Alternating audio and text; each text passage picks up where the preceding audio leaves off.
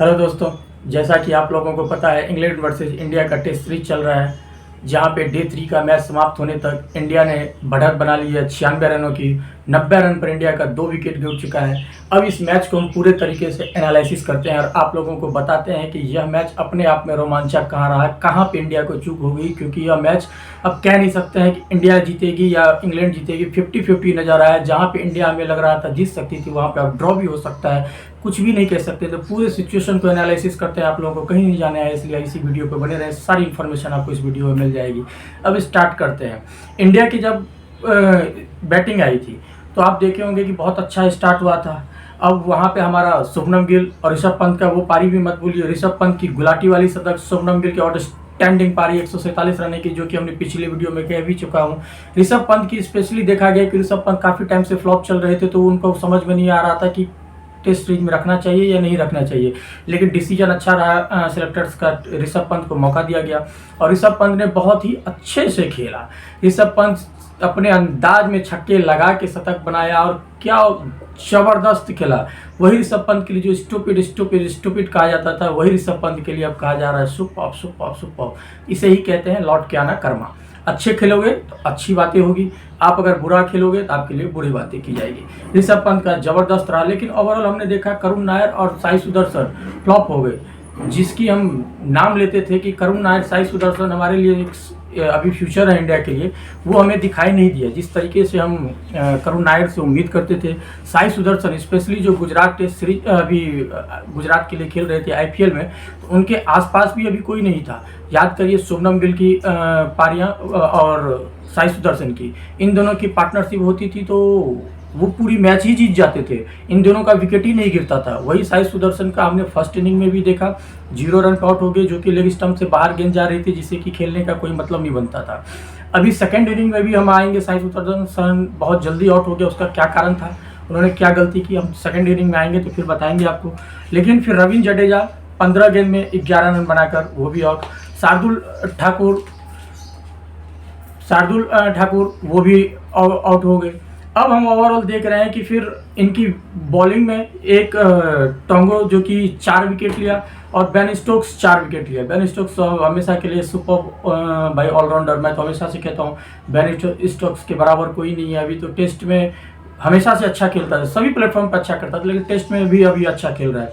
उसके बाद फिर आया जब इंग्लैंड बैटिंग करने के लिए थी। इंग्लैंड में हमने बहुत सारी गलती की, कहते हैं ना बूम बुमराह, एक उसको हैट्रिक भी मिल सकती थी। आप कैच, रविंद्र जडेजा कैसे कैच छूट सकता है, यशस्वी जायसवाल कैसे कैच, वो नो बॉल याद करिए। मतलब अकेला बुमराह पूरी फाइट किया पूरे तरीके से, और कह सकते हैं कि फीफर 5 विकेट लेकर के बूम बुमराह ने वहीं पे इंग्लैंड को गिरा। अगर बुमराह नहीं हो तो सोचिए आपकी इंडियन टीम की क्या गेंदबाजी लाइनअप होगी, कोई सोच भी सकता है। मोहम्मद सिराज सिर्फ एग्रेशन लेके क्या करोगे जब तुम विकेट ही नहीं ले पाओगे।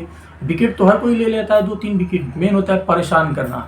वो बुमराह वाली क्वालिटी किसी में भी नहीं है। मैं जब इन लोगों को देखता हूँ तो मुझे तरस आता है कि इतने टाइम से खेल रहे हैं, इतना मौका दिया गया है, कर क्या रहे हो भाई आप लोग। सिर्फ एग्रेशन, लड़ाई कर लेना पिच पे, ग्राउंड पे, यही खासियत है। बुमराह से सीखो। आज बुमराह रोहित के लिए भी लड़ा, बुमराह कोहली के लिए भी खेला, आज गिल के लिए लड़ रहा है। सोचिए, ये होती है गेंदबाज। जब रविंद्र जडेजा से कैच छूटा तो यार एज ए इंडियन फैंस मुझे इतना बुरा लगा कि यार ये क्या कर दिया जडेजा तुम। फिर जायसवाल, मतलब कहते हैं ना कि लड़ता रहा पूरा अकेला, जैसे लग रहा था पूरे ग्राउंड पे लड़ रहा है। और देखिए वो जब कैप ऐसे करके किया हुआ था, वो देख के अभी भी इतना याद आता है कि यार कितना बुरा लग रहा है इस बंदे को। तो सपोर्ट करो यार, तुम्हारी फील्डिंग इस लेवल की होनी चाहिए जो कि इंडिया की हमेशा से रही है। और अगर आप यहाँ तक नहीं पहुँचते हैं तो समझ जाइए फिर आपकी कंडीशन, आप टेस्ट सीरीज नहीं जीत पाएंगे। क्योंकि आप भी जानते हैं कि अगर हम फील्डिंग अच्छा नहीं करेंगे तो टेस्ट में आप क्या उम्मीद करते हो, कहाँ तक आप जाओगे। वहाँ से क्या हुआ, हैरी ब्रूक शतक के पास, हाँ हैरी ब्रूक 1 रन नहीं बनाया, पक्ष में हो या विपक्ष में हो, अगर कोई शतक से 1 रन के लिए चूकता है तो बुरा लगता है, क्योंकि वो क्रिकेट की हार होती है।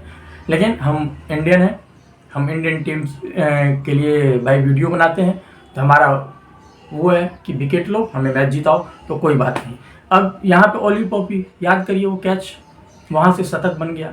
अब जो कंडीशन थी कि हम जीत सकते थे वो 50-50 बन चुका है। अब कुछ नहीं कह सकते हैं, अभी आप कहोगे कि हम तो लीड पे चल रहे हैं, लीड पे कुछ नहीं। क्या आज आप क्या करोगे फिर कल वो क्या करेगा, क्योंकि जो रूट नहीं चला है फर्स्ट इनिंग में इसलिए डर है, जो रूट फर्स्ट इनिंग में नहीं चला है इसलिए डर है, क्योंकि इनकी स्टार्टिंग देखो आप, बेन डकट बहुत अच्छा खेला, उसके बाद ओली पॉपी देखो अच्छा खेला, हैरी ब्रूक 99 रन बना, अंत में जेमी स्मिथ भी 40 रन बना के चला गया, क्रिस वॉक्स भी 38 रन बना के चला गया। अब जवाब में आए हैं फिर से इंडियन के सेकेंड इनिंग। इंडियन के सेकेंड इनिंग में यशस्वी जायसवाल 4 रन बना करके आउट।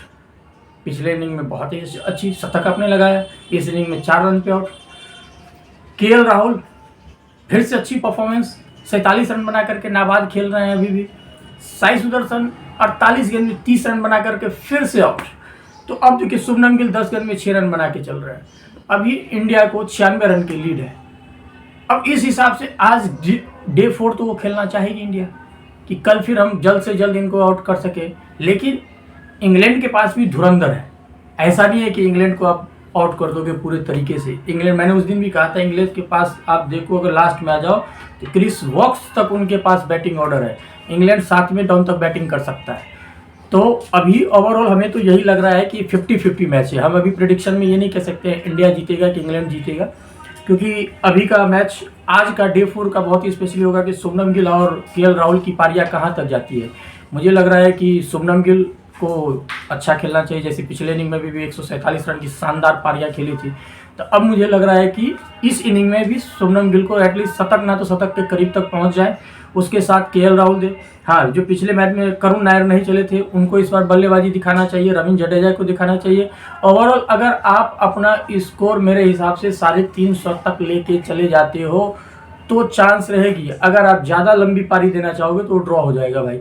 कोशिश करो 300 से 350 के बीच में इसको ख़त्म किया जाए और उन्हें बैटिंग करके जल्द से जल्द आउट करने के। और हाँ, सारे जितने भी गेंदबाज हैं, प्रसिद्ध कृष्णा, मोहम्मद सिराज विकेट लेते हो, लेकिन वो विकेट की कोई अहमियत नहीं होती है जब बुमराह को कोई साथ नहीं देते हो। बुमराह और सामी की जोड़ी को याद करिए किस हिसाब से वो जोड़ी परफॉर्मेंस कर रही थी वर्ल्ड कप में। तो यही दिखाना होता है, जब बुमराह आपके साथ है आप लोग बस सपोर्ट करिए उसको, कैच मत मिस करिए। सेकंड इनिंग बहुत बड़ी ये इंपॉर्टेंस होने वाली है। आज देखते हैं क्या होता है। तब तक के लिए गुड बाय, अपना ख्याल रखिए, थैंक यू।